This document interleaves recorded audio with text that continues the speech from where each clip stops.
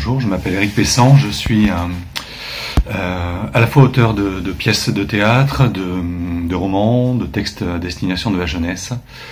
Et je vais essayer de vous parler d'espace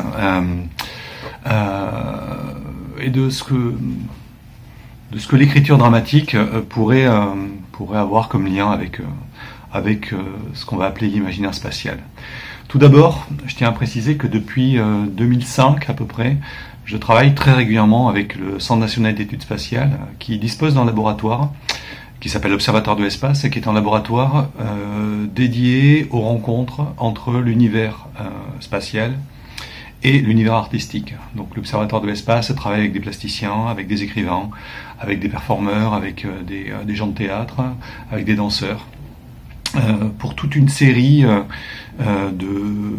d'opérations qui peuvent aller de vol 0G, voler en apesanteur, à des expositions, et puis la création de plusieurs revues, la revue Espace, la revue Avant-Poste, la revue Strat, et diverses publications. Voilà.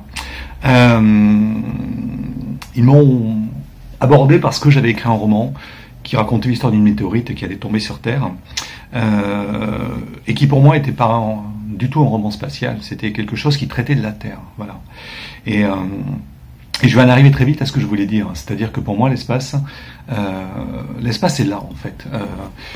L'espace est un sujet comme un autre parce que nous sommes en permanence environnés d'espace. Là, je suis dans une chambre d'hôtel, je suis en train de m'enregistrer sur un petit téléphone pour vous parler. Ce téléphone possède également un GPS, c'est-à-dire qu'il peut donner sa position en permanence et il peut être en permanence triangulé par 3 satellites. Donc mon petit téléphone portable, qui sera un objet de science-fiction absolue, en 1980, en 1990, ce téléphone était un objet de science-fiction absolue, est à la fois un objet spatial, un objet qui est dans nos vies, et donc, voilà, à partir du moment où le théâtre peut interroger ce qui se passe dans nos vies, je pense que le théâtre a toute latitude de s'emparer de l'espace. Mon propos va peut-être être un peu décousu, mais ce que j'entends par là, c'est que je crois qu'il faut dissocier l'espace de la science-fiction. On a quand même l'impression que tout ce qui ressort du spatial serait d'une certaine façon confisqué par les auteurs de littérature de genre et que eux seuls auraient plus ou moins autorité à s'en emparer. Je ne suis pas en train de dire du mal de la science-fiction, je suis un lecteur de science-fiction, la science-fiction m'intéresse, mais je pense que le rapport à l'espace va bien au-delà. L'espace n'est pas qu'une métaphore, il est là, présent dans nos vies. Quand on regarde un peu ce qui se passe en ce moment, on se rend compte que l'un des très très très grands chantiers à venir, et qui se rapproche à grands pas vers nous, est celui du tourisme spatial. Hôtel en apesanteur, les vols en 0G, des vols autour de la Terre, des vols autour de la Lune. C'est quelque chose qui est là, qui est déjà présent dans nos vies, et qui était évidemment du ressort de la science-fiction également il y a quelque temps. Voilà. Je crois que ce qui me plaît dans l'univers spatial, c'est qu'il est un exact reflet de notre société. Voilà. Il est ce qui se passe maintenant. On a pollué la Terre, on la rend petit à petit invivable. On commence avec l'espace.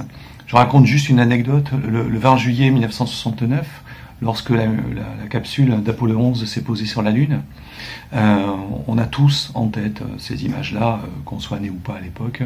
On a tous vu les vidéos. Je vous invite à regarder les photos de la petite capsule Apollo 11, et puis vous verrez que au pied de la capsule, il y a un sac. La première chose qu'a fait Neil Armstrong pour sa sortie extravéhiculaire, il a ouvert le sas, il a jeté la poubelle qui contenait les emballages de tout ce qu'ils ont mangé pendant le vol, et ensuite il est descendu, et ensuite il a dit c'est un petit pas pour l'homme et un grand pas pour l'humanité. Donc le premier élément que l'humanité a déposé sur la Lune, c'est la poubelle, qui restait là-bas évidemment. Ça, c'est pas une métaphore, c'est du concret, et c'est notre vie. Voilà. Et c'est, je crois, ce qui m'intéresse moi dans dans le rapport à l'espace. Voilà. Et je pense que l'espace peut nourrir des fictions, l'espace peut nourrir des pièces de théâtre, l'espace peut nourrir une écriture parce qu'il est là et parce que je pense qu'il n'y a pas de sujet que le théâtre n'est pas de légitimité à aborder. Je raconte 2 anecdotes. En 2011, j'ai publié une pièce de théâtre qui s'appelle Les Inaboutis. Elle est publiée chez Théâtre Ouvert, qui est l'histoire d'un homme qui rentre 3 fois chez lui. Il arrive à 18h, il arrive à 18h30, il arrive à 19h.